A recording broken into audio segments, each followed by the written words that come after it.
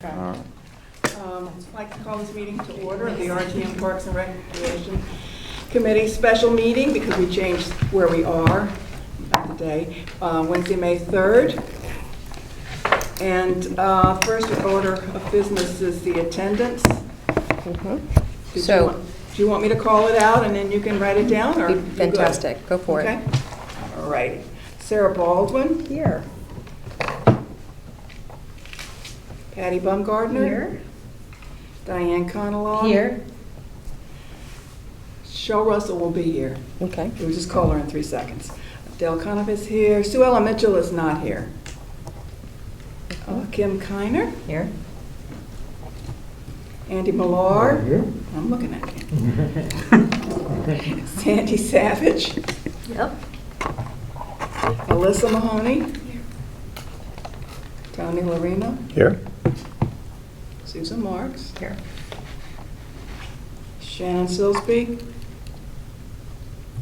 Not present yet. Not yet. Bill Van Loan. Here. And Alicia. Here. Now, there was one name after Tony's that you read who's not on the list. Okay, I probably did. I missed somebody. It's okay. Susan Marks. Okay. Did you read Shannon after me? No, I could. No, I said Susan Marks, but yeah, Susan Marks. I gave her an old list I had. It's okay. Yeah. But she's not here. Susan Marks Oh, are here. hi, Susan. Maybe we really should have in-person meetings. Hi. Okay, so it's Shannon Silsby and Sue Ellen, and then I'm going to call Cheryl. Well, if she's in someplace warm, having a little cocktail by the beach, I'm glad we're not going to be able to see her face because we have a major FOMO. Is she taking the train home like she did before? Driving. Oh, she did. Oh. She took that car train one year. Do you remember that? But you have to get off in DC and then drive. Where's she coming to from? DC. Where's Florida? Yes. Where's she coming from? She goes. She's in Florida. A lot of the. Hello, everybody. Hi, Cheryl. Cheryl. We just started the meeting, Cheryl. That's Cheryl Russell. Okay. Thank you. I'm on board and I will listen. Okey-doke. Thank you. All right, the second order of business is, you can watch me shuffle my piece of paper in person this time. Too many pieces of paper. Is the minutes from April 6th. There's one correction that Sue Ellen and I noticed, which is on where we were talking about, under the chairman's report, when we were talking about the Great Island Advisory Committee, the number of on the advisory committee, there are 3 full-time Darien residents, not 4. So if the minutes... No, they switched it. No, they're No. four. They made it 4 in the meeting, in the So Board of it's Selectmen 9? meeting. No, Yeah. no. They pulled off the Planning Steve and- Mulvaney. Planning and zoning, Yeah. correct. And when you add it up, when you have, Supposed to be 9. it is 9, so that makes it 9, so it's 3. It's 3 full-time, 3 plus 2 selectmen, plus the moderator, plus our RTM's representative, the chairs of the Park and Recreation Commission, and the Board of Finance. So that's 1, That's 2. 8. That's 8. I did 8. It's definitely 4. So it's 4? Four. Yeah, Okay, it so definitely it's is 4. right. Yes. So anyway, say it's correct, so it's correct, so I'll change, I think so. But, however, the last set of minutes I sent to you, I changed it, so change it back. Okay? Sorry, I can't add. I don't think so. Okay, I see what I did, okay.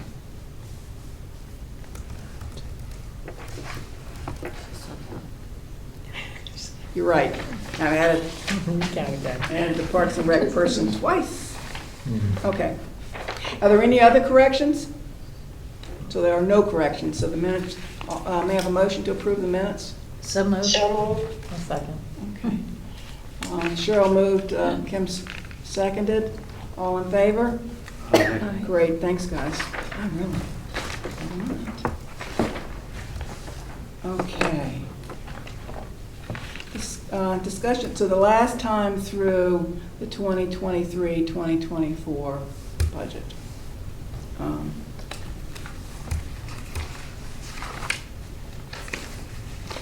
me see if I got the pieces of it. I'm going to shuffle my pieces of paper for a minute. I'm going to go through it as we would vote on Monday night. And so we're going to start with the capital and non-recurring expenditures, which I've printed out. So we'll pass around the capital 6-year plan, just because it's a good one to have and to keep. And it wasn't particularly part of, I don't think, of the book, but it was buried in all those things that were in there.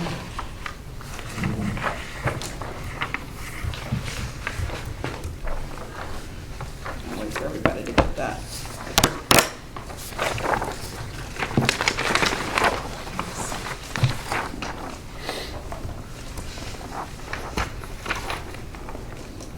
This was the page that was like towards the end.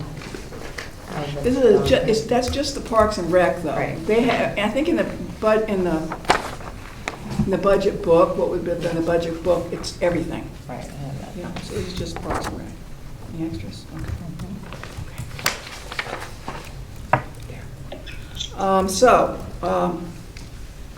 As you guys, not everybody was on our committee last fall, but in the end of September, the Parks and Rec Commission had their parks tour that they invited us to join in, and they also invited us to fill out the survey, that they had. And really, most of these capital expenditures, grew out of that tour. So I'm going to start with Cherry Lawn, and please stop me, and if anybody wants to ask some questions, particularly the people who haven't always been haven't been through this 6 times already. So it's Cherry Lawn, $18,000 is requested for a solar pond aerator. And the pond at Cherry Lawn has had an overgrowth of algae, which was particularly bad last summer. So an aerator would significantly help the water quality, improving the pond's dissolved oxygen level, which is important for aquatic plants and animals.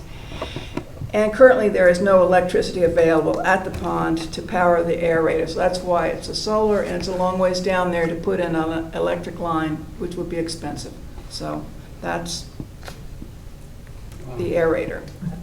So this is that, you're gonna have solar panels somewhere? On the roof of the Darien Nature Center, and that's going to go down to and that's how we're doing it, so instead of getting rid of it. Oh, God. But that's how it's going to be doing it, and so it's saving a lot of money that way. Okay. And the other thing that was so unique about it is that, Adele knows this, we talked to a core person at the Darien Nature Center who had written a grant request and had received a grant money to study that pond because she'd been watching that all the little fishies and everything else in there were dying. So she was slowly taking samples last August. And she actually had several kids from Darien High School from like this sustainability committee do that with her.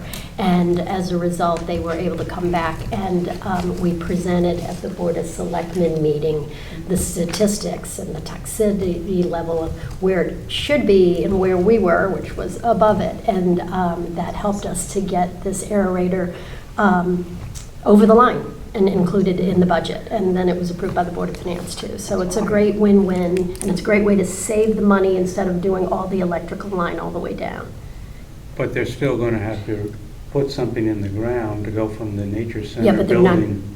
but they're not going to, I don't know the exact details, but I know that it was, Lori Bora had the. No, I do not know. I don't know how. Yeah. Don't ask me, I'm going Bill. to give Lori the credit. She had the awakening one day when she was on her boat, Yeah. and they put solar panels on her boat, and she realized, wow, if I can get all this information there, we should be able to do In that other in words, it Cherry isn't Lawn. coming from Little Brook Road.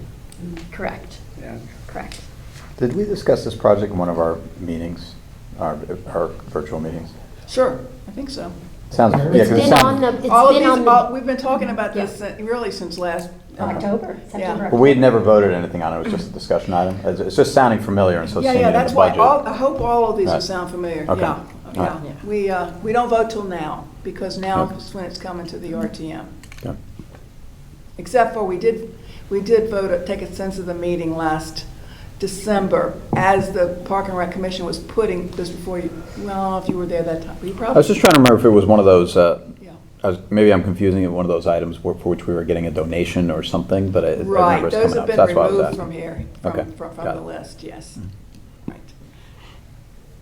So the second is 250,000, we move on to McGuan Park. $250,000 is requested to renovate the cement patio and secure the structural foundation. The tree roots, we saw on our tour last September, into September, that the tree roots are popping up the cement there, and it was going to become a tripping problem. People were tripping on them last year. Actually, Yeah. sorry, I didn't get to do the tour. Did they actually take down the trees that are causing the issue, though, or is it? They're going to. They are Oh, going they to? will. Oh, Yeah, that's okay. part I know of this trees are project. like a hot topic, so. Yeah, it's part of the project. I just didn't know if I that think was- there's still some okay. areas for plantings, but I don't So to add expect more tree, okay. that they would. Got it. I don't know exactly what they're going to put in, but the trees cause the problems. Tree roots on the patio surrounding the concession stand are lifting the cement. So correcting these problems will extend the life of the building. Adele, Yes. is there anything in the budget for trees at McGuan? Because I thought I had heard at one point that they were going to try and put smaller trees in there. I don't know anything about that. Okay. It's not part of this. They did a We while did- ago around the playground. Yeah. Oh, yeah, you're talking about the shade 2 trees? years ago, we did. You're talking about Well, the. I know, Patty, a few years ago we did around the That was playground. me. Okay. Right. At one point, That one was- of the that was commission my friend meetings did Diane. talk about replacing some of those trees because the shade up there is badly needed. Yeah, no, I don't, these are just, this is just, we're working on the patio here, and that's all, Okay. that's what's in the budget. Okay, yeah, I went through the budget, thank you. Okey-doke. Houlihan Field is $18,000, is requested to replace the irrigation valves. As you've noticed, they've been working their way through the fields, all the valves are ancient, they're all over 20 years old, and so they don't work, or they leak, or, they don't turn off and on when they're supposed to, so this will help. Weed Beach, $20,000 is requested for stripping of one paddle court. The paint evidently builds up on the paddle courts after a while, it's necessary to remove the paint and take it right down to the aluminum. So they're starting to strip the paint off of the paddle courts. They're going to do one each year, and this is the first one for $20,000. I assume it's the title of the line item, but presumably they will repaint it? Yeah, that was my question too. Like, Right, so it what says happens strip when they paddle strip it? court Is paint, that but when do you repaint it, repaint or I'm is there assuming more? that is the case. I Okay. don't- It didn't say in the workup, but I assume that's the case. $10,000 is requested to replace a commercial freezer at Weed Beach concession. The existing commercial freezer is over 20 years old and requires service, and it is unreliable. Was that part of the deal when we $20? bought the equipment last year? Was that last year we bought all the equipment, or 2 years ago? 2 years ago, maybe Right, at we bought all the least. equipment when We did. Was that one of the things we purchased? Well, it was, except for they didn't charge us for it. They didn't charge us for it. It was kind Yes. of part of the, like, well. It was, we'll they throw in a gave refrigerator, it or to freezer. us, Okay, yeah, got it. because, Okay. yeah. So, Is this like a walk-in freezer or something? it's big. I'm not sure that you can walk in, I don't think it's a walk-in freezer, but it's big. I don't know. If you've been down there and go inside in the back there, you could see the old freezer that was there. It overheated, and they had fans hanging from, remember that? It was Yeah. hot. Yeah, so this should help. This should help. It definitely is needed. And at one point, right, when we first got the concessionaire that's there now, she lost food. Yeah. So they got to constantly having to work on it to keep it going. So it's not inexpensive, but it's probably time. Pear Tree Beach, $30,000 is requested for a bid package for site work for raising the parking lot and replacing the boat ramp at Pear Tree Beach. A bid package is the necessary step in all projects it's the first step in exceeding $10,000. The Pear Tree Beach project will address parking lot flooding and boat access. As a preliminary design has been prepared with a certificate of permission issued by DEEP, the next step is to develop the plans and documents for bidding and construction. Bidding will give valuable cost estimates necessary to make a decision on the viability of the total project. So they really, they want to know if the numbers that they've been throwing, out and put into the 6-year plan are really accurate and what they are going to be. $50,000 is requested for bathhouse repairs and maintenance at Pear Tree Beach. After receiving a tremendous amount of feedback from the community survey on Pear Tree Beach, the Parks and Rec Commission would like to make upgrades to the bathhouse. The survey showed the community wants to see improvements to the current facility, bring the facility to the fit and finish at Weed Beach Bathhouse.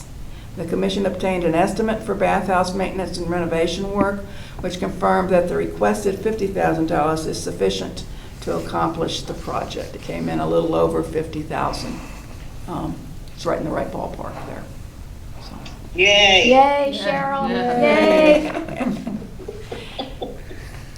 I'm glad that the Board of Finance and the Board of Selectmen and Kate all passed this because I believe that the community has spoken loud and clear. It's time to move forward with Pear Tree.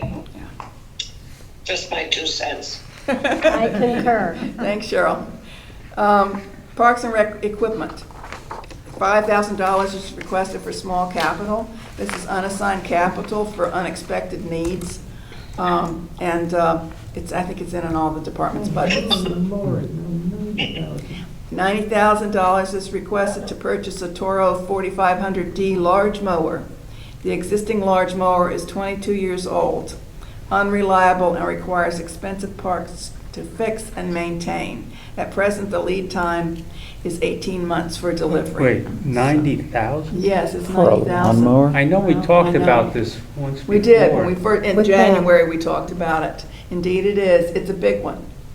And it lasted 20-some years, so do the math. I 22 mean, years. You can get No, a it was Tesla 90 for that in amount. January. Tesla doesn't do as much, it just They drives sound like a you stupid crazy. question. This actually Do does they have something. warranties for any? This actually serves But the it community. usually Your lasts Tesla a only year really or serves like you, so. 2 year. I don't know. 20-some I years? don't know Does your what the Tesla last you warranties are. 20-some years? So, but it was 20 years ago that I'm the hoping last my one was bought or invested in. Prius is 22. 22. 22 years is a Our long maintenance time. department does an amazing Yeah. job on getting our equipment to last longer than the Sounds like it, warranty yeah. and go even. So they really do stretch it as far as they can. So I think we're fortunate that we didn't have to do that years ago and multiple times.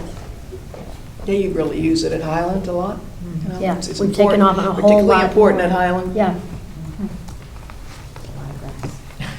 Like rats. and we might have a new property, right, on Friday that we'll be taking on. So That will get you that's as one well. more reason. Don't jinx it. don't Don't jinx jinx it. it. I love Not a it. word, not a word. But it will get its work in, the mower. Yeah, it will. $10,000 is requested to replace a paint machine.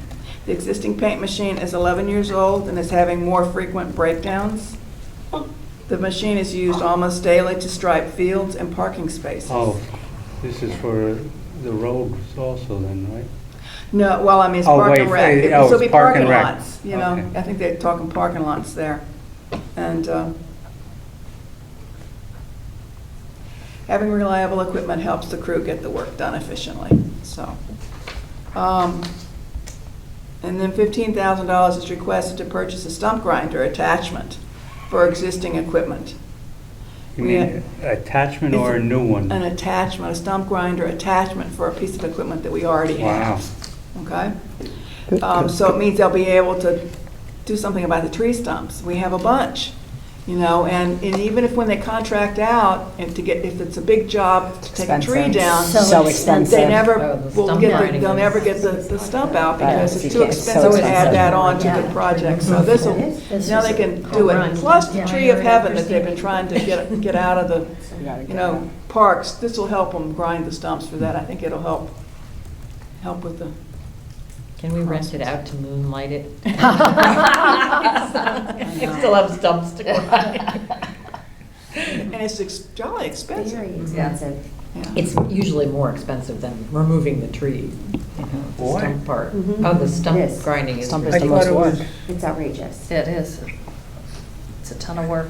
I had a big oak tree taken down. It was about $300 or $400, I thought, to remove the stump. That's all? Yeah. $3 or $400 to remove a tree? No, the stump The of the stump. tree. Oh. The tree was 4,000 or 5,000 or something. Yeah. Anyway, Maybe you got a deal. Yeah, it's a deal. Sounds like it. I tried. Adele, can we just go back to the mower for a second? Are we, I don't know the process, are we allowed to refer questions back to the committee or because I don't expect you to know this answer, but could we ask how many mowers they're buying? Because based on just a quick look online, you can't, a Ford Toro 4500D large mower is no more than $15,000 to $17,000. So this is a singular large mower. It says 90,000. It's Are they- huge. It's huge, and it does some other stuff too. It's I- a commercial I mean, mower. It's this not is a backyard. 4500D large mower. I'm just looking at that, and I specify know, large, I and I'm seeing understand, but- $17,000. And just given the size of this, I'm just wondering, are they buying more than one? No, they're not. It's truly It's just one? It's truly just one. It's truly just one. They're getting government pricing. Yeah, That's- and That's I think remarkable. I think it also will do some of the striping too. I mean, it does some other things, but Okay. it does is, sound it like- is pricey. And Andy asked, when we talked Yes. about it in January, I looked into it. And what did you find out, Andy? Well, I actually talked to Toro, Yes, and it is an enormous mower. It has a cabin with glass all the way around it, and air conditioning. okay. Okay, then that's, they must be saying another They're model, saying, because yeah, that's that's not at all the It's a pictures that come up. tractor Yeah. Okay, Yeah, yeah, or yeah. a combine. Like picture a That's- farm, right? yeah, Like a real. you use on a tractor. regular commercial farm. Yeah, it's a Yeah. commercial Yeah, mower, okay. definitely commercial. Yeah, that's not the It's got a pictures that are cab. coming up for 4500D. Yeah. It looks like a very large riding mower, but doesn't Yeah. have a cabin, for No. example, Okay. so it's got to be something else. We can rent it out like an Airbnb if it's got a cabin. Yeah. Make our money back. Sleep on the beach inside our Getaway. mower, You'll know yeah. when you're behind it on the road. Andy, thank you for.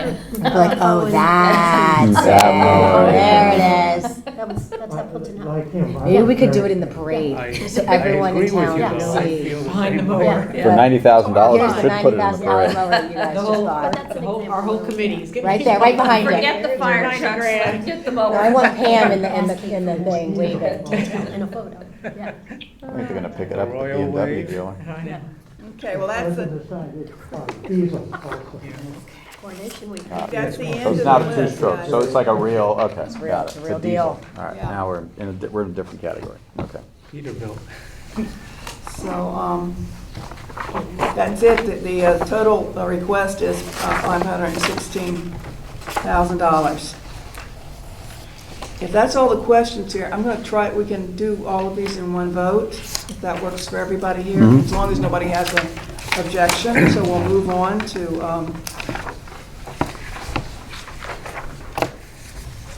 not that one. To the operating budget, for which there's not a lot of change from, there's nothing up there for the operating. Matt, that's difficult to do. Yeah. Spreadsheet. Yeah. But I will tell you, what I've been reading from is basically the reports I'm going to get on Monday night. So I must admit that I find myself going back to the information that we received in January. It was amongst the best information that Pam gave us. So, the revenue. The Board of Finance approved Parks and Rec portion of the 2023-24 Selectmen's operating budget is this is not the revenue. The operating budget is $1,713,853, which is a 3.24% increase from the 22-23 revised budget. Revenue from beach parking permits, building and grounds rentals, Weed Beach concession rental fees, seasonal fees from youth sports leagues, facility permits, boat permits, tennis court, and pickleball reservations, kayak rentals, and community events is projected to be over $700,000. Program revenue, which continues to greatly exceed expectation, and program expenses are accounted for separately in the recreation program fund. So it's not in that number. Expenses, the parks maintenance personnel maintain approximately 210 acres of parkland, as well as Highland Farm and several other town properties.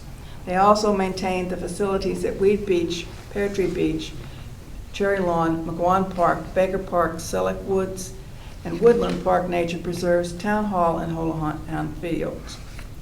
The department is also responsible for all town organized programs and events open to the public, which are operated on a self-sustaining basis.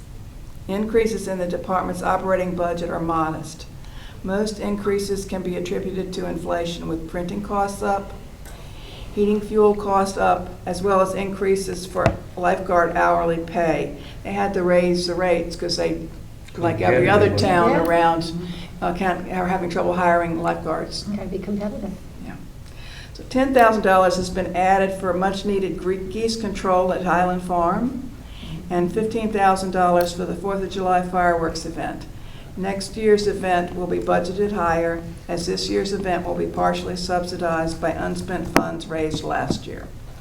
I think this, also, there's a modest increase in the facility repair maintenance budget of $7,000, reflecting the Commission's commitment to remove invasive plants from our parks. Not included in this budget was the department's request to add a full-time employee, which would have consolidated several hard-to-fill seasonal part-time positions into one permanent staff member. That was removed from the budget in January. Pardon, Cheryl? No, I'm sorry. That's okay. The RTM Parks and Recreation, let's see, the rest of this, you guys know.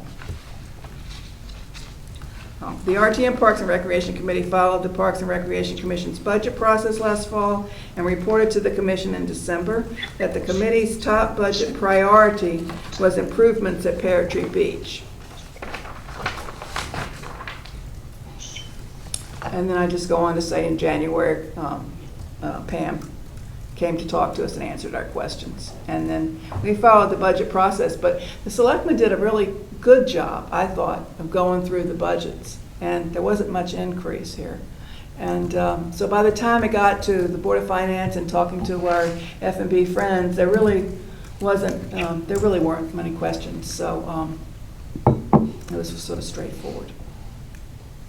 Adele? Yes. So the only increase in the maintenance was money put in there to remove evasive plantings?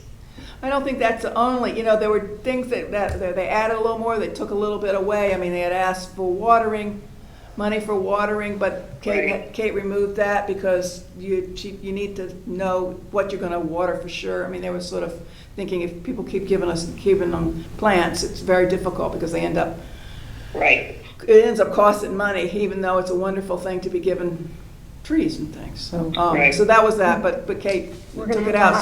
So it was tweaked, here and there a little bit. And it was also because that original budget that we saw in January still included the full-time equivalent employee being added. So then it deducted those part-time positions, through. And then when Kate decided not to leave that in the budget, then she restored those part-time positions. So that's the alternative, because they're not hiring a full-time person, they're not gonna combine that. It's just, they're gonna continue to try to get good part-time people, even though there yes, hasn't that's been the a way lot it of is for this success year. in the past. Yeah, hopefully it'll be better, but hopefully it'll be a little better with the lifeguards. Yeah, there were a lot of FTEs being considered across multiple platforms within this budget. If you watched any of the Board of Selectmen and Board of Finance and the police and all of that, and so I think. I watched them all. Yeah, I'm sure you did, Cheryl, and so you just, every time you hire an FTE, you also. My question on the maintenance is that when I get back next week, I will go in and see Pam. We have an issue of backstops not going all the way down to the ground, and balls, when at baseball fields, balls going underneath the backstops with the holes through the fence that have caused losses of games. So one of it is at the big roof field in the back of the town hall. And Sorry, what do you mean by losses of games? last year, but apparently I just got word that it hasn't been fixed. So Okay, Catch it, the catch it. but actually, you know, we're gonna talk in a few minutes about talking to staff. And actually, I think maybe that's gonna come under that. It's okay, Well, So, okay? that's perfect. I just wondered, back to the full-time, part-time thing, did any of the other full-time positions that were proposed in other departments get approved, or was everything? Yes. Some, not all. Some- yeah, some, not all. Some a portion, Yeah, some. yeah. I'm just curious, because it doesn't seem like Yeah, the doesn't mean problem's that gonna we go away. can't, doesn't mean we can't get it next year. Or Right. You know, I think that Pam set a really good case for all the reason why, and, you know, no taboo here, but again, we might have a lot more work next year after Friday. So, anyways, Yeah, moving forward. that was what I was Yeah. curious about. By the way, A lot more work to move come. forward, I looked into my notes on the mower, and it cuts a path 16 feet wide. Whoa. This table, I guess, is about 12 maybe, Wow. so 16 feet? 16 feet. That's huge. Yes. The mower freeway. That's Okay with it that's now? not what I use No. cutting. No. Yeah, No, mower freeway. Also, I think you guys can be sure that if something is a really big price tag Someone's like looked that, at it, they've done their it has research, been yes. looked at upside down and all over. Not that we shouldn't ask the questions, but between the Board of Selectmen, the Board of Finance, F&B, I am sure that these conversations have taken place. Yeah. Because especially when it's such a large There's a item. sticker shock Yeah. there. Yeah. Yeah. So it's fine that you're asking. There's a but video on I it, have confidence, there was if you have a confidence in the people PowerPoint, that have done the budget so far. I do, but I think if we don't ask questions, then why do we meet? No, I'm Right. saying. And that can be part of the, that can and should be a part of the attachments for next year, right? We should get those in advance, because then we would be able to look at our 16 feet wide, and then not have to ask the question at the very end. So that's fair, especially since you're newer on Yeah, it. maybe they could add more specs to these big items that we see instead of having to research on our own. And it might be further into the budget. They may have entered a lot of this into the notes of the departments. I don't know if they do that or not. Pam may have had to put a lot more of the specs into her budget than we see. Okay, I didn't notice, but that doesn't mean anything. All right, now I'm going to move on to the, so that is the operating budget. And the other appropriation is the recreation program fund, which is the recreation program fund for 2023-24, which is the second year that we've had a program fund. This will be the second year. This year is the first year. It includes projected program revenues of $1,400,000 and program expenditures of $1,120,000. So the expected transfer back to the general fund is $280,000. Now, obviously, these are just projected. You know, you can't know for sure.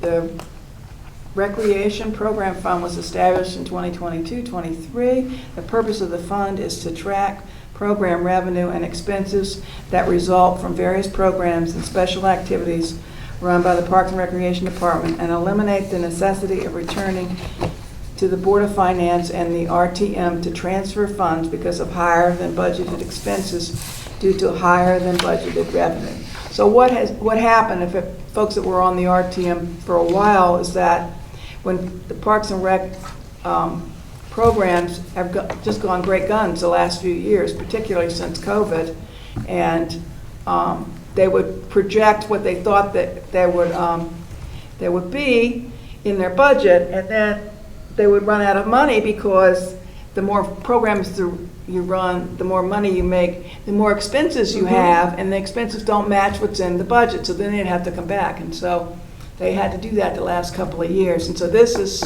in response to that, so it can be tracked.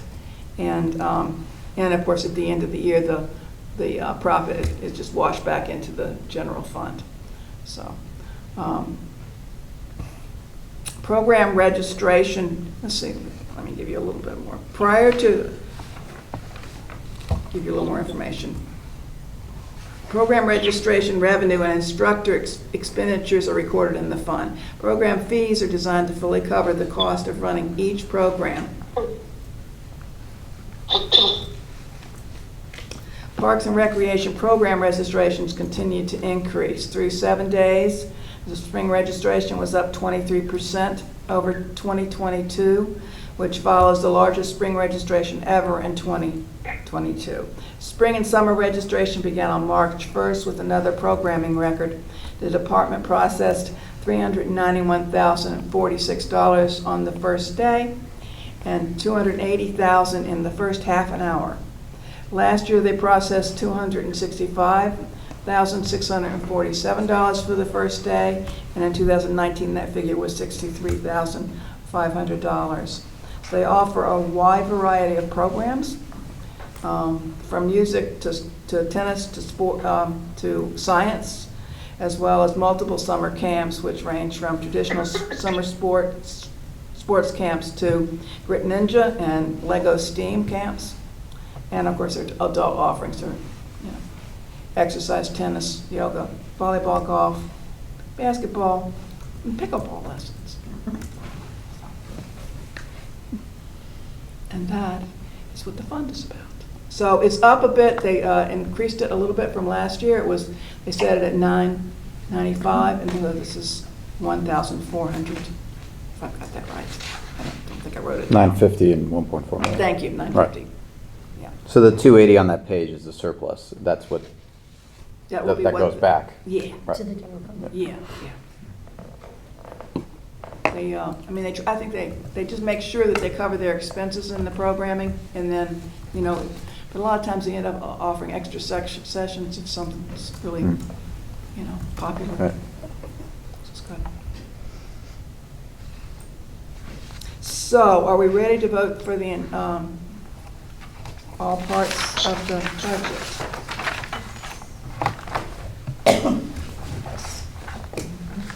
There you go. Yeah, we're gonna have a motion, but I'd like to have the, sorry guys.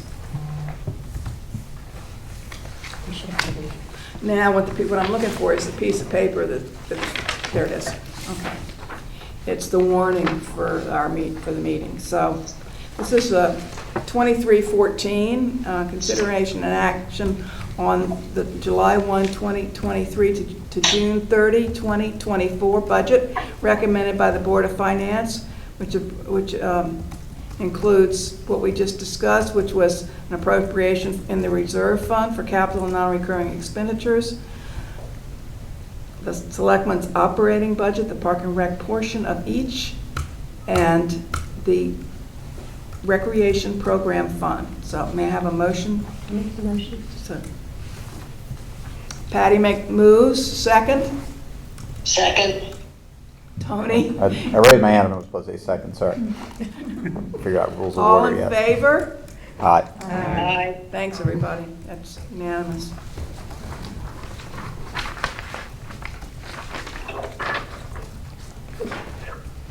Okay. Great job, everybody. We started working on this in September, right? When we did the tour with the parks that we've now been doing with the commission.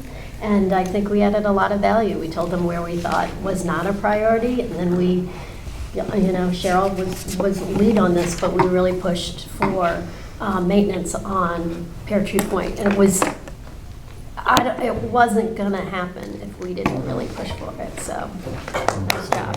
And for everybody that was on the working group, there was a Pear Tree working group, and there was a Weed Beach working group. So, and the Pear Tree Beach in particular did a lot of work. They put the survey together, and then a lot of people answered the survey, and that made the difference. Big credit to Cara for leading that and doing an excellent survey. Yeah, Cara was the main lead on that whole time. Yep, saved us a lot of zeros on that project. I think so. I think you're right, yeah. Now we need to continue this project on for the next year. Yeah. Here we go. fingers crossed, more than that, it'll be a lot of work. So we're gonna move on from budget, which is really the most important thing that we do here. And we'll hear from the working groups, or if anybody has anything to report. You said you weren't gonna meet on the invasives, right? Did you guys meet No, we again? pushed that back. That's what I thought, Since the yeah. last time. I can So give it's an just the playground. update on the playground. Just quickly, we have two new people who joined us. Pam Garrity, who has 5 kids, so that's a perfect person to join us. And her kids range in ages. So I actually did a focus group with her kids last summer and had brought them to Cherry Lawn and put them on all the different equipment. Just asked them as they were playing and videotaping, what do you like? What do you don't like? What would you like to see? So Susan Daly, I guess, had run into her at something and asked her if she wanted to join the committee because 2 people were going off. So she was a great addition. And then a woman named Sarah Hunsinger, who has 3 children. She's younger and she goes to Baker Park. And so we're doing Cherry Lawn next, but we really needed somebody who understood Baker Park as a pocket park that you walk to and everything. So we're thrilled to have her. And she's also on the Darien Foundation board. So, she has great knowledge and process that she brings to our committee. So we met last Thursday. So that's the update. 2 new people. The Cherry Lawn, Pam put out bids, but it's really more estimates. She emailed it out to a number of vendors that are on our state bid contract, and she got 6 responses, and to focus on the 2 to 5-year-old toddler playground, but holding on to some of the existing new things that went into there. There's 2 or 3 pieces of new equipment that went in there. They would stay, and then the rest we would replace. And the 5 to 12-year-old playground, everything will go out except the big round, slow-moving machine, whatever they call it, merry-go-round. It doesn't look like your typical merry-go-round, but the kids and parents push it and they climb it and they love it. One of the goals is to we'll try and be as handicap accessible as possible. We really made McGuan the focus, as Alicia can talk to, and Sarah, that McGuan was the real focus for where a kind of accessibility is, just because we were doing all pour and play there, and you have the walkway up to that. The designs, Pam asked all the designs, it'll be designs with estimates to be due by May 4th. And that our goal will then be, we'll narrow down, we'll look at the designs from the 6, we'll narrow them down to probably 2 or 3 like we did last time, and then we'll go to work on it. And it was great. We feel like we learned so much, right? Oh, yeah. From working on McGuan, that we now can hit the ground running more. We know what works, we know what doesn't work. The difference here is it's so much area that, as much as I think we'd like to do pour and play there, it's just way too expensive. It would eat into it would eat into the entire budget. So the wood chips are there, they're working. What we may do is do some pour and play under certain surfaces. And so that's where we are with that. And then the goal is to have that done for spring of 2024. We know everything can change with inventory and things like that, but that's the plan. And then, again, we're gonna look at these designs when they're submitted on May 4th.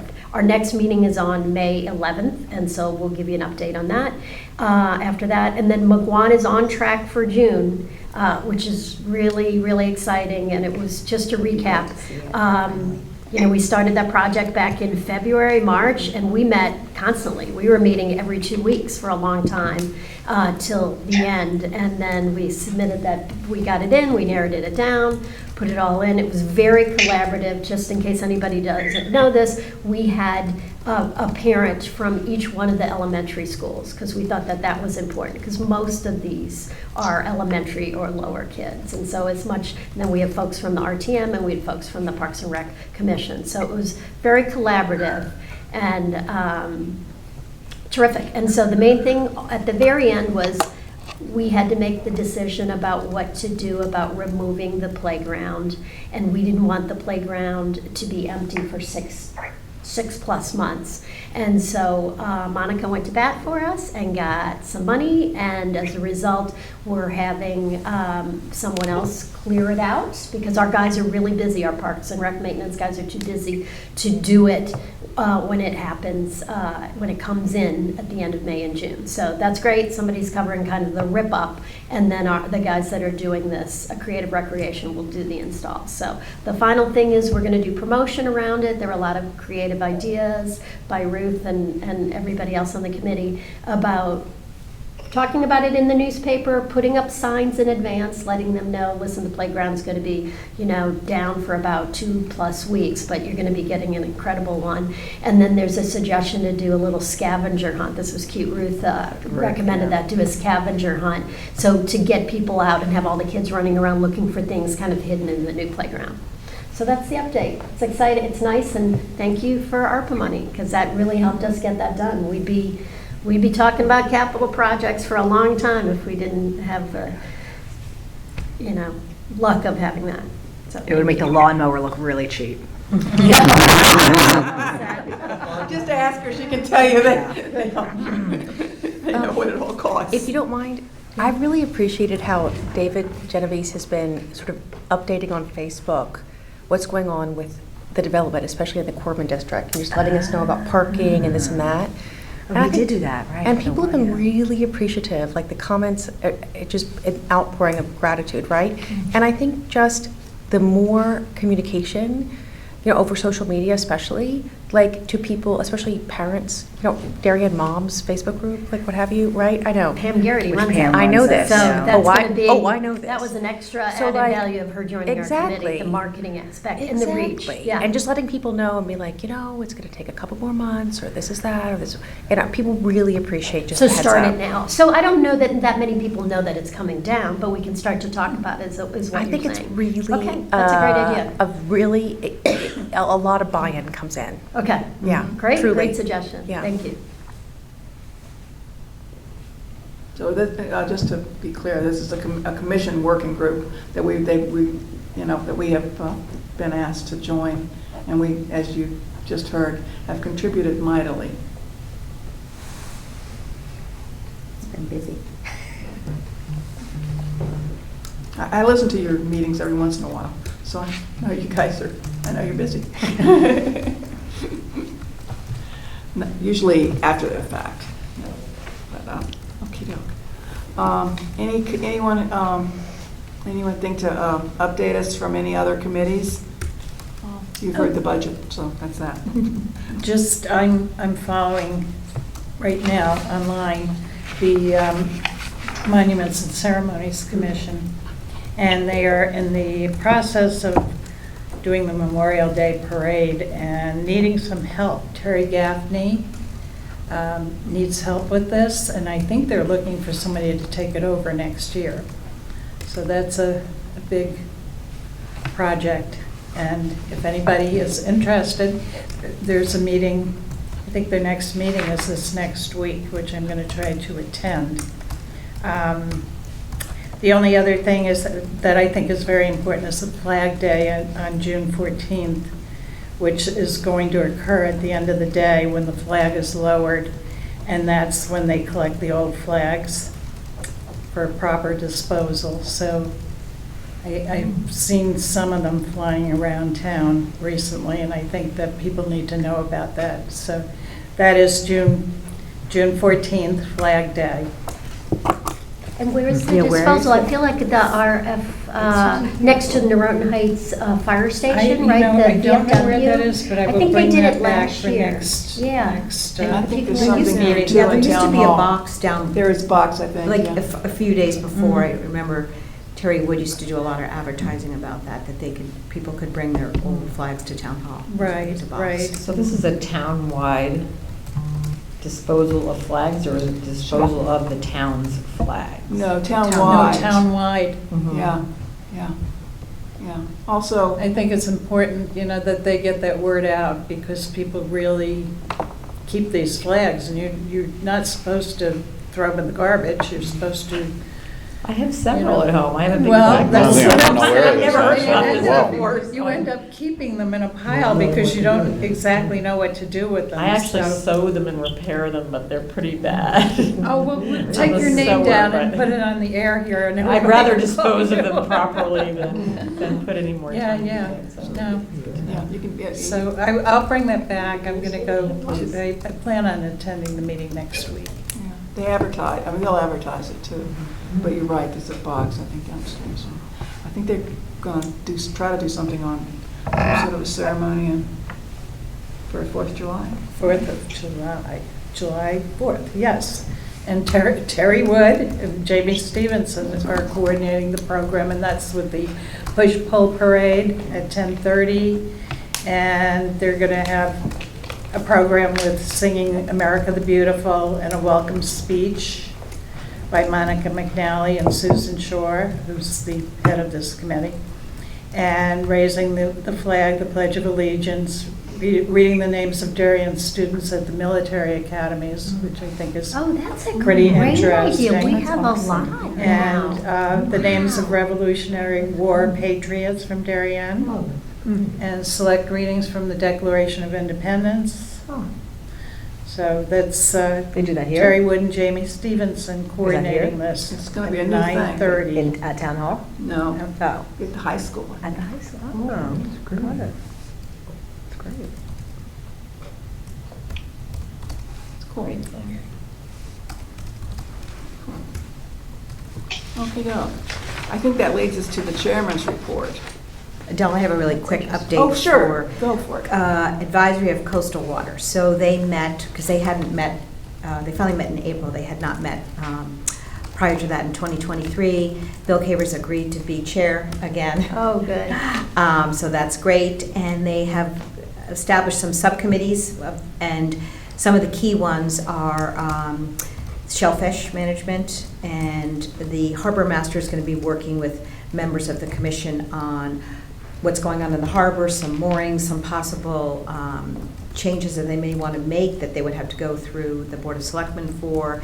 And then John Zagrodzky attended and spoke a lot about Great Island and engaged the commission on, big pictures, nothing specific, but that the Coastal Waters Advisory would probably, the committee will most likely be going to them for some discussion, nothing formal, but in discussion. So anyway, and they have another meeting May 20th or 21st. 5 Mile River Commission's still up for grabs if anybody wants to follow it. Let me know. Does anyone know how often they meet? Do we know how often they meet? I don't think they meet that often. What? My other life. The only time I've really followed them was when they were appointing new members. Yeah. And then, because that had to come through us. Yeah. And their so I meetings read- are taped. As long as I can watch. Yeah, I mean, or I've read minutes, so I'm not sure whether they're taped or not, but I definitely read minutes that were, that helped me understand what was going on. It's not, agree, you can think about it. I can watch. You're busy. It's hard to get there, I mean, yeah. The Okay. playground group is a lot too, but, yeah, anybody, you think about it and then we'll talk, okay? All right, anything else? So the chairman's report, just a couple of things from the last commission meeting. There's a Eagle Scout, Susan Daly's daughter, Kateri, I'm pronouncing that correctly, I hope. Daly outlined her Eagle Scout project, which has to do with beach cleanup station, and with there are going to be buckets, and you can pick it up, and as you're at the beach, I think it's just going to happen at Weed, put the trash in it, dispose of your trash, put the bucket back where you got it from, hoping everybody will clean up the beach. So that's the idea. And I think the details are being worked out. So, the harbor,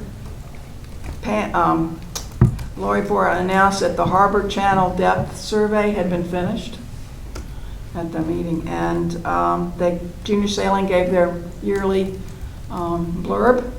Sounded good. They could use a few more sailors, so anybody that has family members They have 22 optimists, 4 420s, and 3 lasers. So And this is for which group, sorry? It's the this is a Junior Darien Junior Sailing.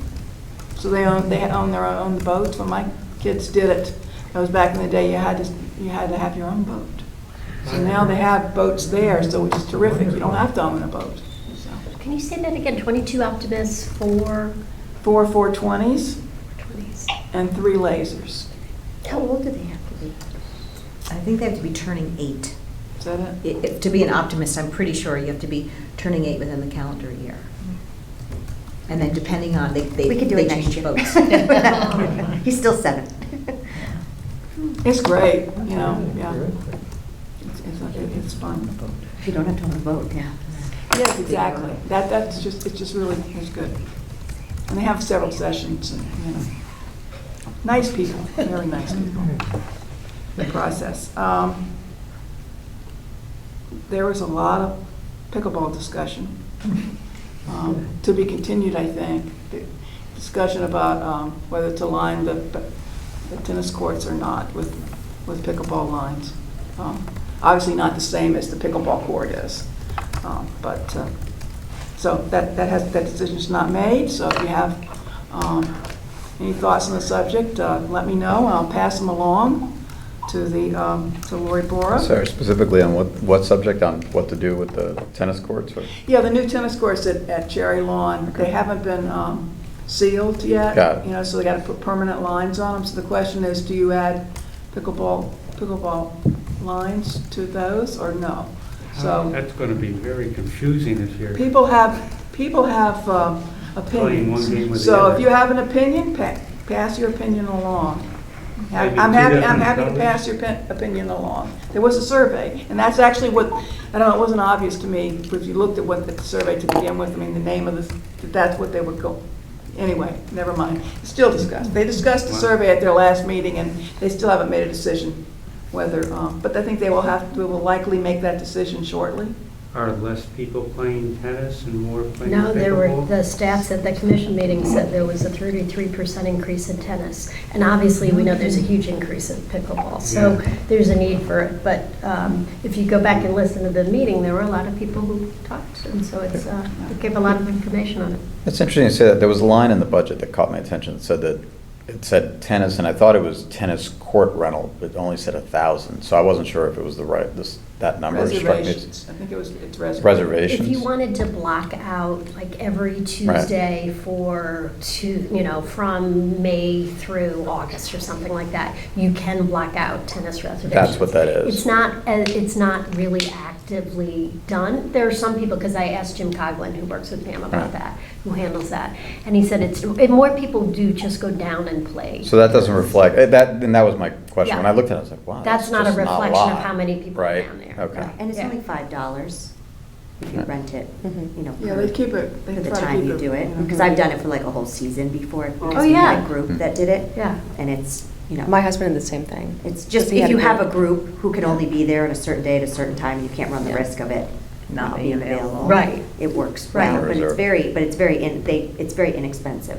So that wouldn't be Got it. like a huge. The point is, that amount doesn't really reflect the play the tennis courts are getting, which would be relevant to what you're saying. Yeah. Like, do you Right. align them for something else because people really want to play pickle? But it doesn't sound like it. Matter of opinion. So you can join the next commission meeting and speak. But like I said, I think they will make a decision before long, because the glare on those courts right now without having sealed them is really, I mean, I couldn't play on them. So that was just my take from walking around them. It's very bright. So they need to make a decision and seal them and get lines on there that are permanent or not. Well, either way, they will seal it Yes, for exactly. permanent tennis lines. Exactly. And then the decision will be Whether to do they add pickleball there or not. or to find an alternative spot. So, but that's, ball is in their court. It is. No pun intended. I know, bump. Or maybe there is a pun intended. I don't know. There'll be a lot of racket. Holy over ball. it. Oh, wow. That was a good one. And as of April 19th, the bids were out for the McGuan Field evaluation. I'm not sure exactly when they get opened.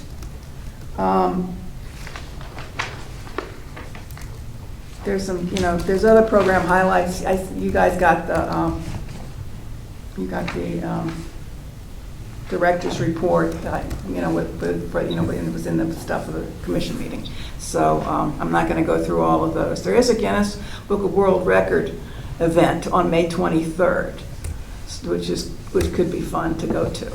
That is a pickleball.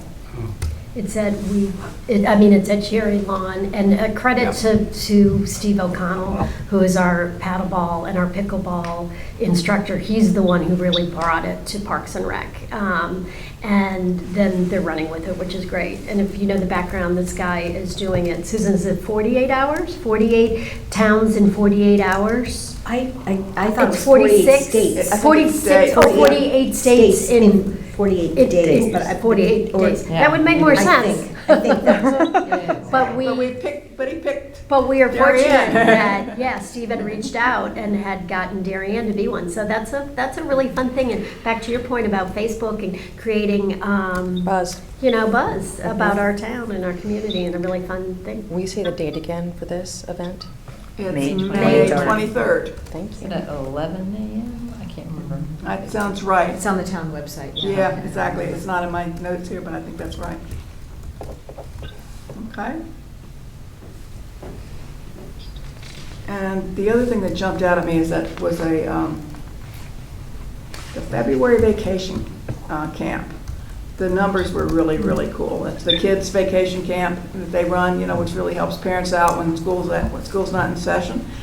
And they had 170 registrants compared to 117 last year. So that's a lot of kids. So I thought that was pretty cool. A lot of working parents.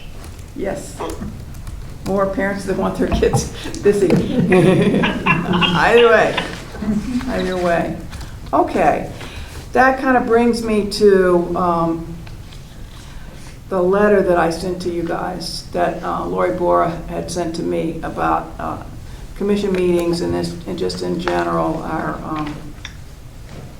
which I've got here, if anybody wants to look at it while we're talking.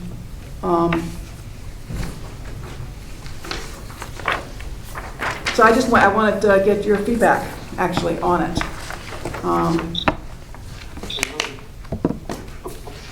It was kind of two things. One was, she really kind of was talking about two things. One was participation at commission meetings for our committee, and the other was talking about trying to limit individuals contacting staff. For instance, the Pam, in the Parks and Rec Department, and some of the other folks there. That they very much would like us to channel our comments and questions through me, and I'll pass it along to Lori and to Pam. It's only 4 of them, really, plus part-time staff in that office. And so if we all call, it takes up a lot of time. So if you can just channel our questions through me. And then in a similar way at the commission meetings, I think that was the thrust. I thought mostly the thrust was. She asked if we would give a report, from our meeting. And what I sort of emailed right back to her and said, when we do that when we vote on something. And that we want them, like when we had a sense of the meeting for our for our priority for capital last December, which was work at Pear Tree. And other than that, either sense of meeting or a vote for some particular thing that's pertinent to what they're talking about. It just doesn't strike me as particularly useful to give reports, otherwise. On the other hand, everybody's invited to, if you have an individual thing that you want to say, public comment is always there. but they would like to limit it coming through either myself or through whoever is, or Patty, or whoever is the designee for that meeting that happens to be there at that commission meeting, if there are questions to be funneled through them for the commissioners, perhaps after agenda items, which is the way I would prefer it. It's kind of what we've been doing. I have to admit that had sort of stopped not always raising my hand, maybe blurting stuff out sometimes. Maybe that's really not helpful for the commission. And so if multiple people do that. So the idea is to get away from doing that. And I'll open it up to you guys if anybody has anything to say. I'll start, if that's okay. If anybody else? Sure. When I joined this committee, I was told that part of our obligation, for lack of a better word, is to try to attend the commission meetings and give input when asked, to be addressed as to questions or input that we've heard from our constituents in our neighborhoods and so forth. And I go to all these meetings. You're very good about that. Well, I go to them. I'm interested. That's why I joined, and I'm happy to do that. I was a little surprised at this note, but in hindsight, this particular meeting was, I'm sure, instigated a lot of the kind of emotion of being kind of out of hand and out of control because it was so... Pickleball and dogs. Yeah, it was a very emotional dogs. topics. I mean, there were, for those of you that weren't there, there must have been, 15 people at least speaking on pickleball, and they were very emotional. But I think what might have started this discussion was that we, being the RTM committee members that were there, started the dialogue with questions. I myself probably, I think I asked one of the first questions that had to do with the scout who was doing the cleanup project. Just at the end, when we were asked, when the audience was addressed for questions, I asked a question about marketing and posting something on the bulletin board and so forth, and I addressed it to, I think the scout thought I was asking her, but in fact I said, this is more of a question for Pam and her team, because I don't know all the particular sites at the beach that might be able to post something about this. So I think that was helpful, and I have a marketing background, and in the past I come up with sort of marketing suggestions, and they say thanks, that's helpful, and blah blah blah.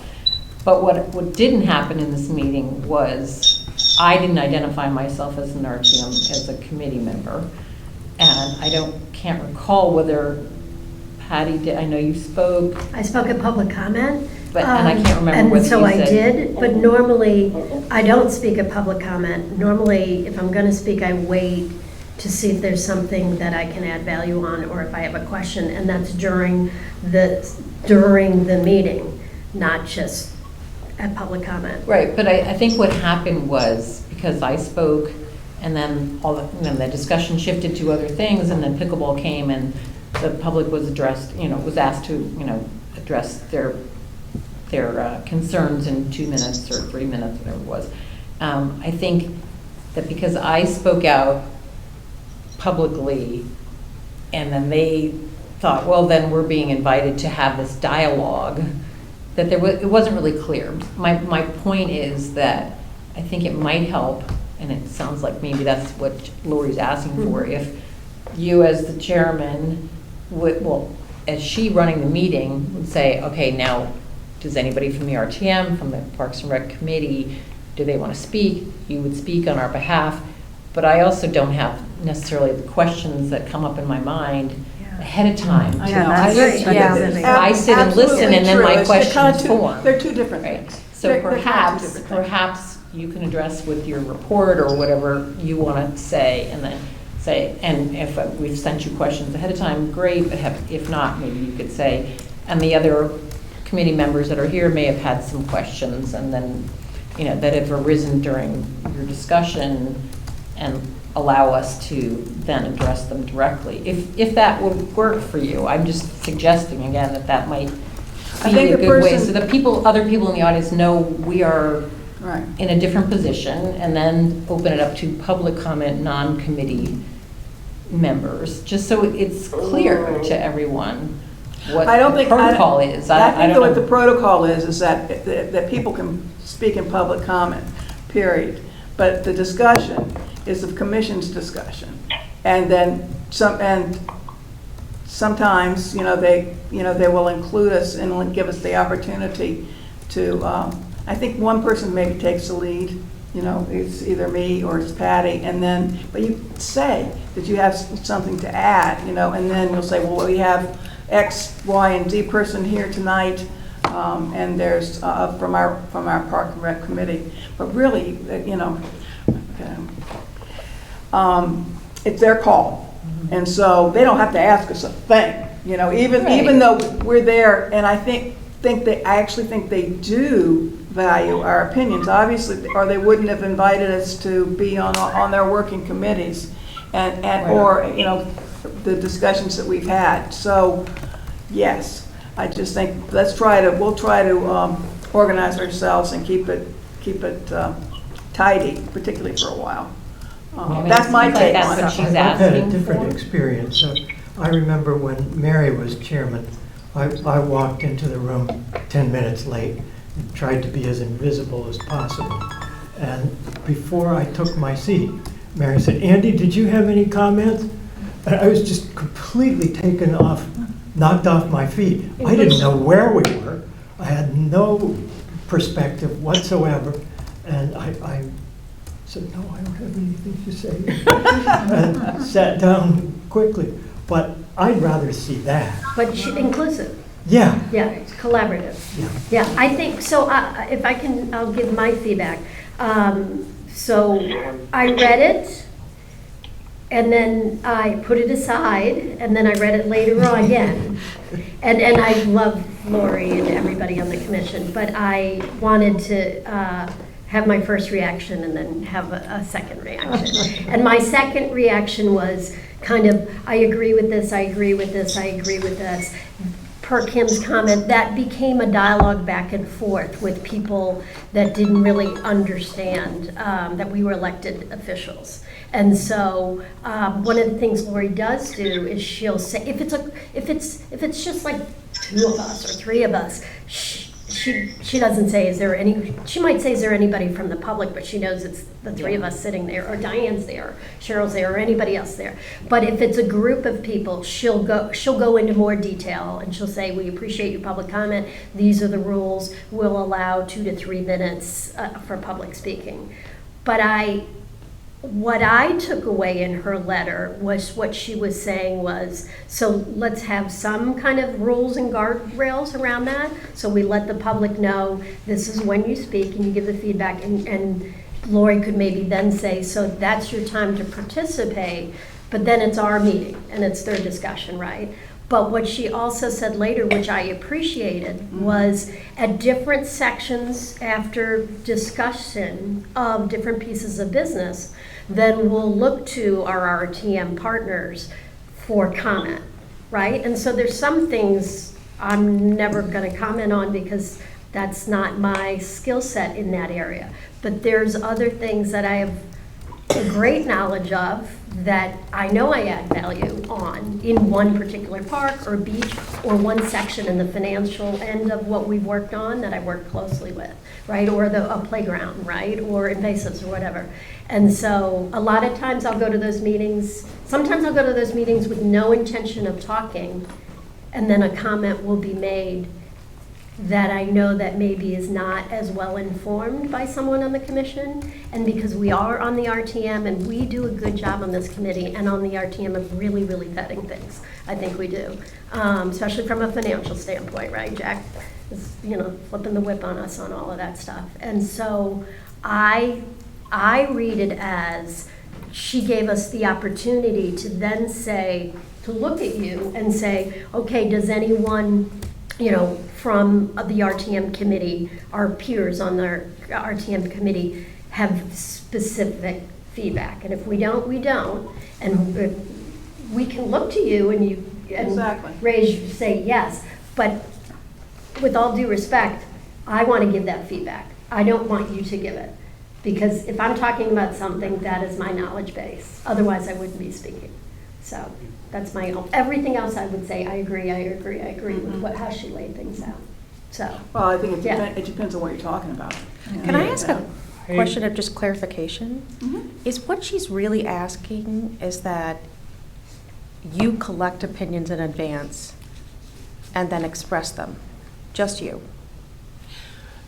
That's the way it's sounding I don't think here. so when you read paragraph 3. I think Okay. It's a little She seems wiggle, to be there's a little saying- wiggle room there. It says, it's yes, Okay. You still have exactly. to know what you wanna have or But it's also a little ask. wiggle room Yeah. there in their advance, meetings. if you're not. You know, so I think. This is where I haven't been to a I meeting think- yet, I but think when I we look can at live paragraph with- 3, I think that's we not can how I live with interpret this. it.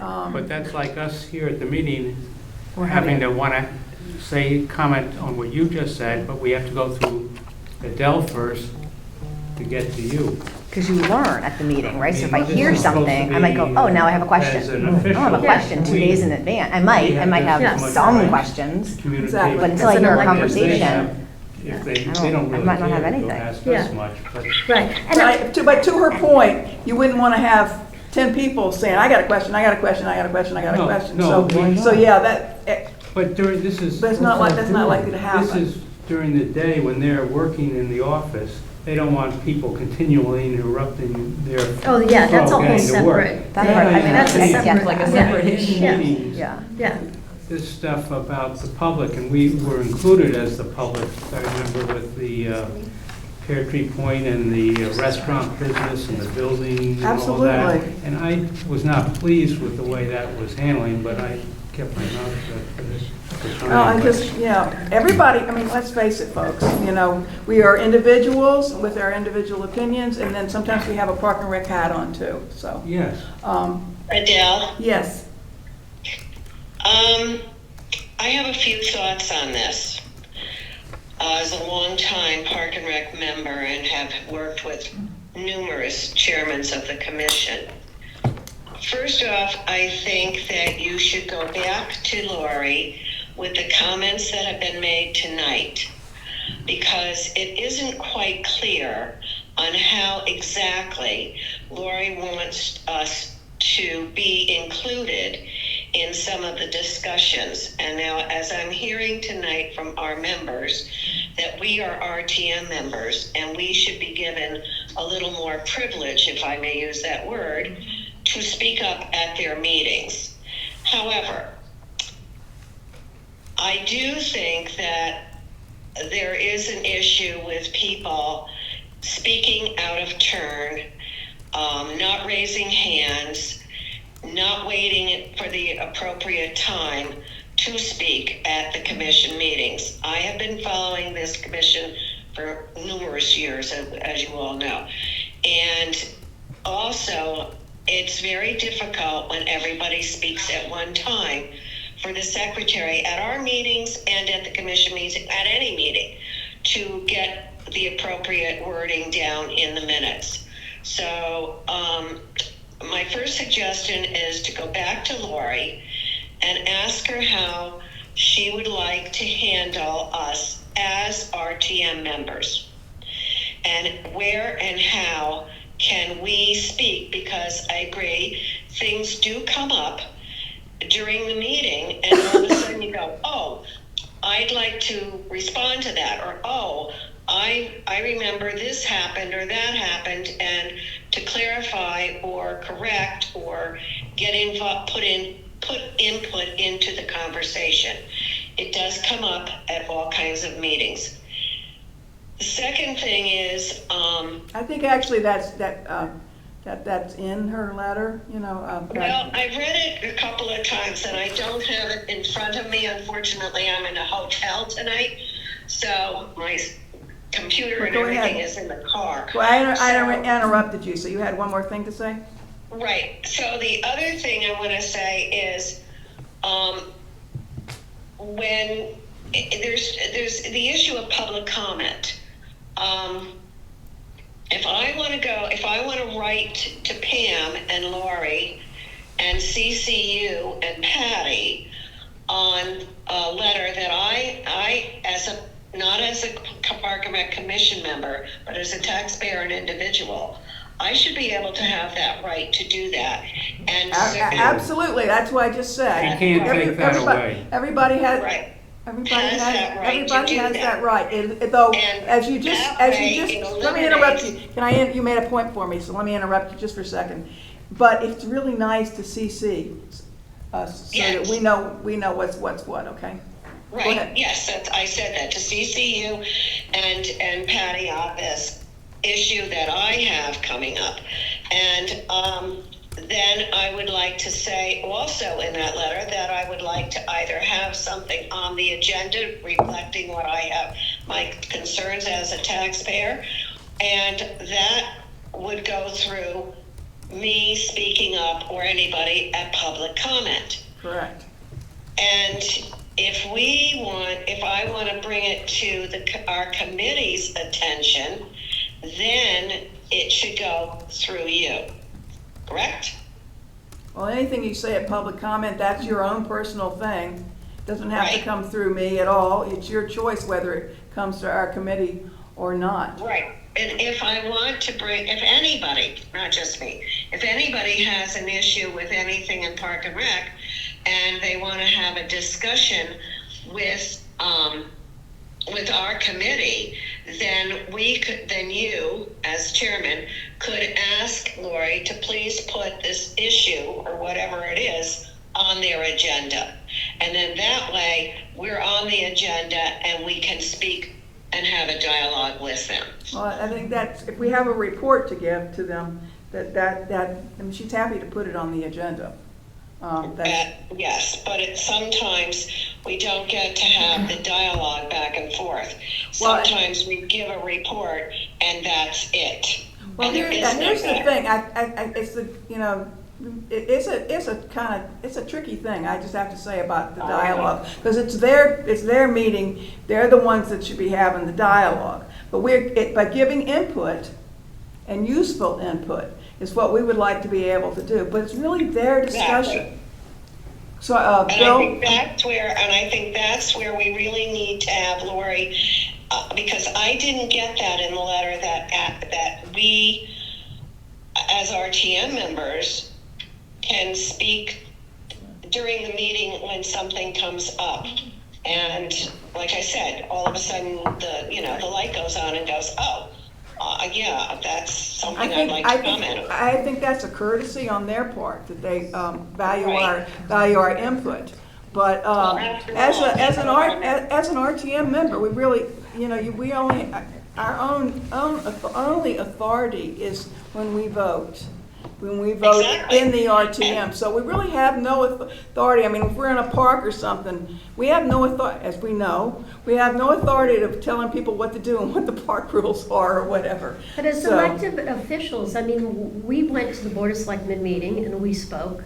We went to the Board of Finance meeting and we spoke. We hear people speak at our RTM meetings. We are elected officials. And so we're sitting in these meetings for 3 hours Yeah, every they go month. on and on. And I'm all for Lori getting him like more organized in terms of rules and speaking, making us get out of those meetings sooner. It makes her life easier. It makes everybody else's meetings. So I think if we can just put some more structure around it, and I think paragraph 3 is where she's saying that let's just, this is public, public comment gets up, she lays out the rules before every meeting, public gets up and does their thing, she goes through each agenda item, and then is there any comment from Parks and Rec? And so I kind of, do Right. you mean, when you say comment, do you mean literally, here's my opinion, I'm just adding value, or is it I have a specific question to the commission and I just would like an answer as I stand here right now? Or is it just putting it out there and Seems to be both. It could be hoping- both. Questions and. Well, to me, that doesn't feel like that when they're saying you get like, when the public, does the public get answers back? They No, don't, they right? do not. Right, they just get to, They do not, They get to comment, but they don't get answers. And if you speak there, if you're speaking for yourself, yeah. then you need to say so. Right, but again, you're not necessarily going to get someone sitting on I'm the not getting commission paid all this to money to speak for myself. respond to what you're. I'm coming to. Like, again, I'm used to RTM Well, if when we the wanna public be- needs to if come we up wanna and be get to say most their effective, name, their we address, need and to what do they a want lot to more say. and voting that's it, here. Right? And Like, Well, make decisions I ahead actually of don't time. think we have to vote each time to give feedback. I mean, we had a really good, healthy dialogue here, so part of this can be that. One of the things we could also give feedback is that two of our folks looked up the Turo motor, because when it was $90,000, so for the next budget season, it would be great to have a little bit more detail. Just little positive things like that, so we can all remember that and learn. I think that's great feedback, and she would welcome that. Can I reread paragraph 3? I'll just read it out loud for everybody, because I haven't been to these, and now I'm very curious, but. So after, planning. So after each section of the agenda, once all commission's members have asked their questions and the commission has had its discussion, I am willing to call on you as chair, or whoever the individual is, to see if any questions, and I'm skipping over, I would look to you in turn as appropriate to acknowledge your committee members. So it seems like she's trying to add some structure, but the part that was ambiguous to me, it says, to see if there are any questions or comments specific to the topic at hand that were not addressed in your report. So it seems to be, it's not like anything on the agenda, it seems to be something that we raised.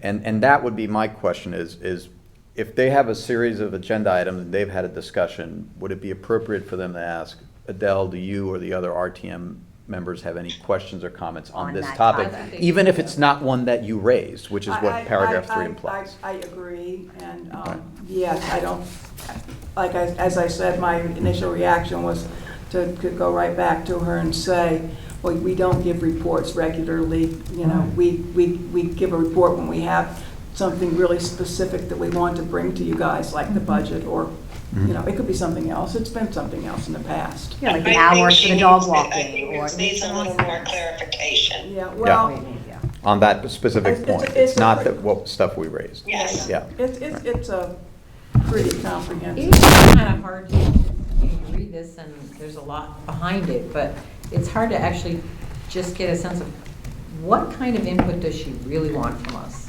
What does the commission really want from us? Is it just a courtesy that we're there That's what I. and That's they're what allowing I us take to away. do certain things? the Or do they impression I really want our always have. input? Do they I don't really know. want to hear Right. from us on behalf of our constituents? I actually and so think they forth? really do I want think our the input, last but few they wanted, years- exactly, and Lori's tried really hard to be inclusive, I Yeah. think, because she Yeah, no, feels it's valuable, but she just gotta put a little lid on it, because it's gotten a little out of hand in their meetings, and their meetings got longer and longer, so, but I do think she does want to keep the discussion with them. I mean, we can give some input when we see something important, but it's their discussion. You know, let's face it, I mean, the rules, they don't even have to have public comment.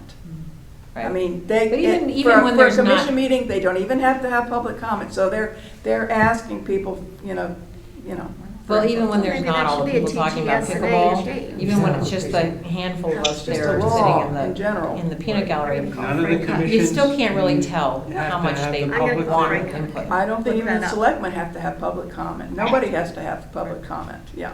If But the the public RTM comment starts to take over, Seth Morton says, he goes down the list. it's different. I think it's different. I But get, I it know what doesn't you're saying. apply to the lower It's levels. not the same, yes.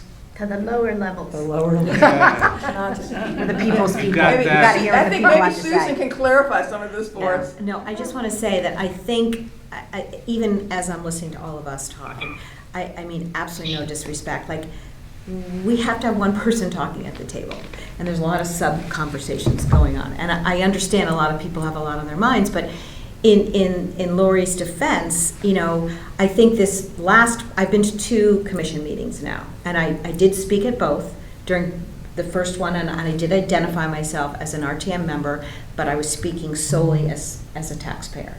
And I think the public comment part is, yes, there's no response. Yeah, which On I would any of these expect. boards, they're not Yeah. supposed to respond, they're not supposed to engage in conversation. Totally, yeah. Sometimes they do, and that just shouldn't happen.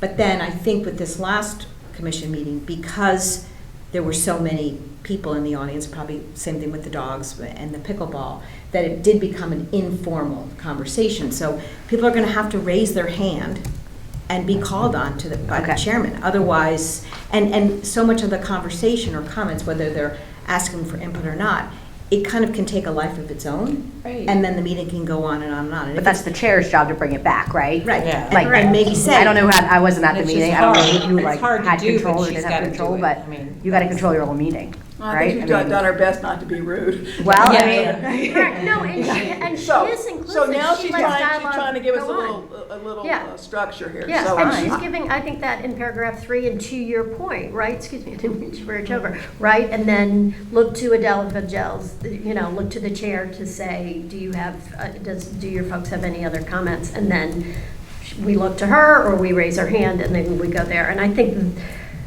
it almost is like we don't have to overthink it. She's spelling it out. There's some nuances on that last line of paragraph 3, but I think it's really trying to designate the difference between, so public comment, when people come, understand it's different, and the way that we're able to give comment later on in the meeting, and not just at public comment. Does That's the my Board of takeaway. Education go through this same, when they run a meeting? Sandy knows. Yeah. Do public get to say, or? In the very, Yeah. in the very beginning, there's public comment, And and at at the the very end, end, there's yeah. public comment. But again, it's just a one-way conversation. No They're answers. taking it in. And on them. I don't know if they ask for input after, they used to a long time ago, when Adele was on there, you would give input, the public could speak after each item agenda, but I don't think that they do that anymore. No, I think it just got, it It gets unruly. did, it got, And what Lori could do is she could say, I'll take one more question or one more comment, because we need to move on to the agenda, on in Yeah. the agenda. Well, actually, I think there's an important distinction that Patty brought up. The BOE is elected, and we are elected, as Patty pointed out, but the PRC is not elected. And I think, no, don't dismiss that. This is important. And our role as a legislature is to challenge the executive branch. That's the way our founding fathers set it up, with 3 branches of government. And I think Patty hit this right on the head. But I'm not hitting But- Lori, but yeah. The point is, I think that it sounds like it was an unruly meeting. It really wasn't.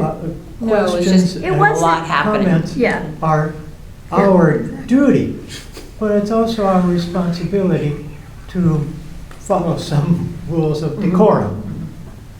one thing you made, a part of what you said, Kim, about, I lost it. Constituents. Yes, constituents, exactly, constituents. They definitely are interested in hearing from our, what we can bring to the table from our constituents. And in kind of, this is a little bit of an aside, but by going to these meetings, I can then, and if I ask questions, or I just hear answers to other people's questions, I can then answer those same questions to my constituents, of which I have many people ask me, especially during the Great Island discussions. I have many people say, how did that go? What did they say at the meeting?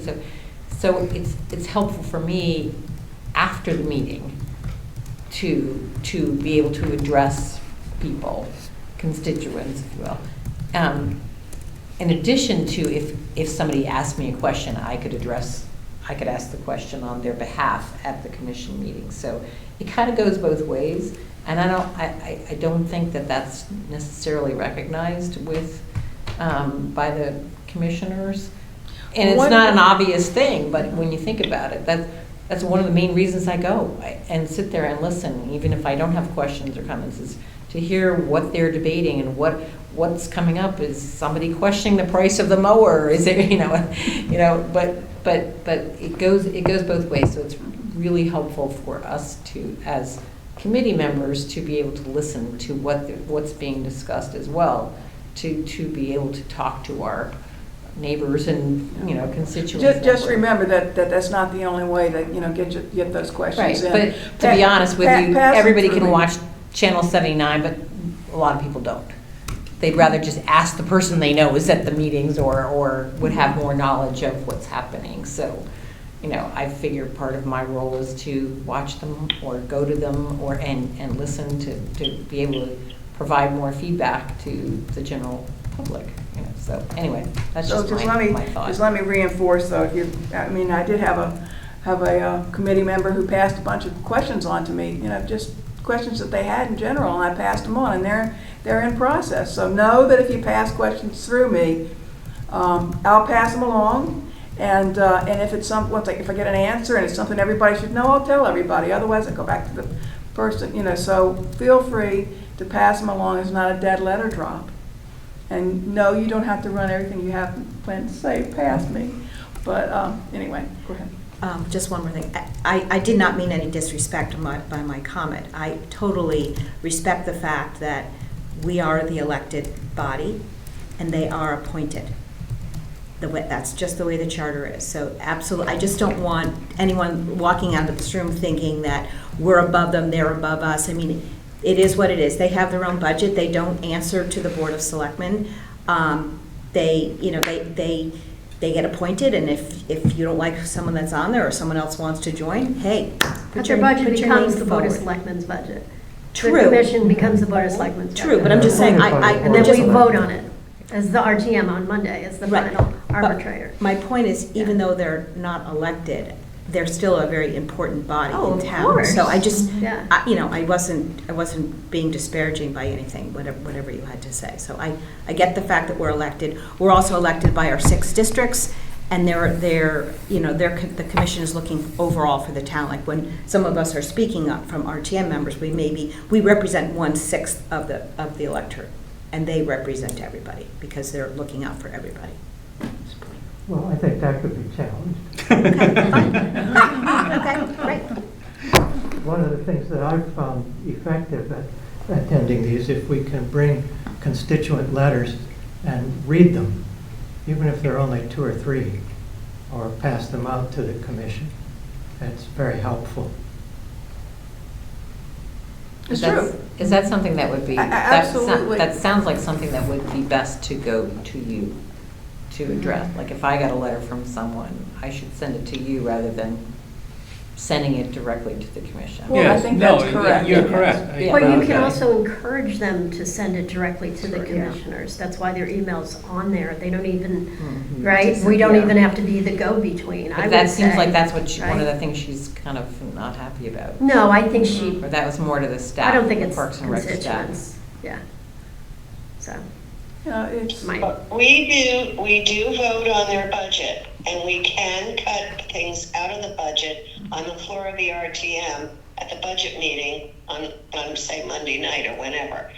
And I think that over the years, we have worked with the commission on their budgets and given input at the budget time. And I think that's extremely important. I remember one year, the Park and Rec Committee voted down the budget for the Park and Rec Commission's budget.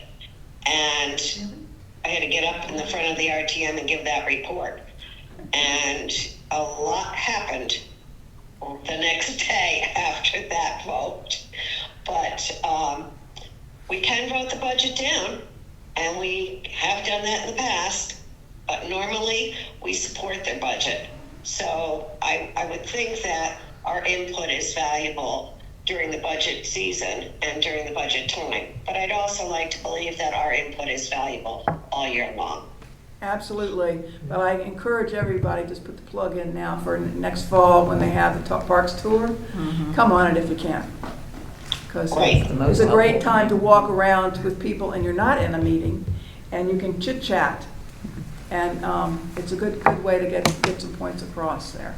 and then Cara has the survey that she designed that we've now done for 2 years, which was highly effective. So you could either take notes while you were walking, or you could just remember it and go home and fill it out. And that helped, that definitely, I know Lori felt like that really helped the commission prioritize, not just from them, but getting our feedback as well. And then even 1 or 2 people from FMB who cover Parks and Rec participated as well. Absolutely. Yeah. So that was a great And they had some collaborative master- effort. Yeah, took some master gardeners there too. It was good. Oh, yeah. They just wanted as much input as possible. Okay, folks, this is long for us, 9:15. Is anything else anybody wants to say on this subject? Okey-doke, we'll move on to other business. Any other business, folks? Okay, Like well, I can anything? say, Like I'm anything? really glad. Anything else? Should I email you? No. Thanks. What was I gonna say, guys? Motion to adjourn. She's already typed it in. She's like, I wasn't gonna quite say that. First I was gonna say, it's really good to see everybody, particularly since I managed to get faces mixed up. So it was really good to have an in-person meeting. Thanks, everybody. And now I'll take a motion to Thank adjourn. you for your leadership this year.